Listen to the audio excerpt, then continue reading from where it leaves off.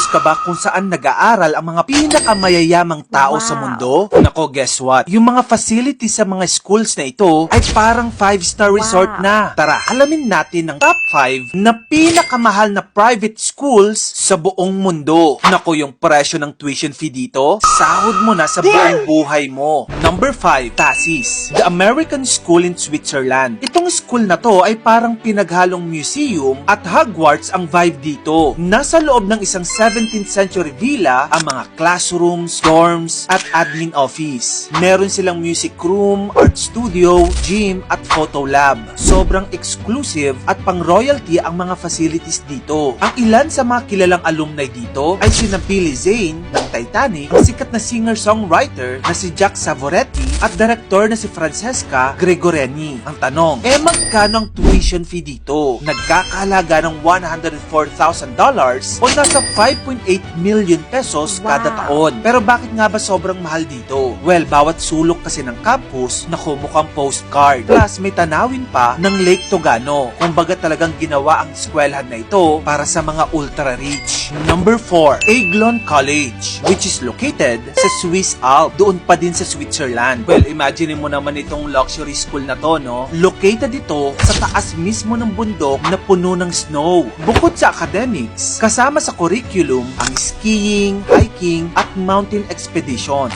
So kapag nag-aaral ka dito, hindi ka lang natututo sa academics. Talaga nagiging adventurous ka din dahil sa mga inclusion sa mga programs na may kinalaman sa sports. Meron din silang high-tech classrooms, art and music studios, at syempre, sport facilities na pang-champion. Ang isa sa mga sikat na alumni dito ay ang anak ni Sir Richard Branson. Pero ang tanong, magkano ang tuition fee dito? Nagkakahalaga ng $123,000 or 6.9 million pesos kada taon. Pero bakit nga ba mahal mag-aral dito? Imaginein mo kasi ang school mo ay parang bootcamp ng mga elite na located mismo sa Swiss Alps. Number 3, Vieux Soleil, located pa rin sa Switzerland. Kung sa tingin mo exclusive na ang school mo, dito parang hotels pa ang ambience. Kasama sa curriculum ang alpine adventures gaya ng skiing, mountaineering, at kung ano-ano pang sport activities. Ang isa sa mga alumni dito, nako, puro royalty. Graduate dito ang prinsesa ng bansang Denmark na si Princess Marie at pati na din ang hereditary Grand Duke of Luxembourg. Magkano ang tuition fee dito? Nagkakahalaga ng $150,000 or 8.4 million pesos kada taon. Bakit mahal? Well, may sarili silang slope para sa ski class at yung PE nila ay literal na nasa tuktok ng Alps. Number 2, Le Rosey, the School of Kings. Doon pa din sa Switzerland. Itong paaralang ito na Le Rosey ay tinaguri ang School of Kings. Bakit kamo? Dito kasi nag-aral ang maraming hari ng mga bansa sa Europe. Ang example, si King Juan Carlos I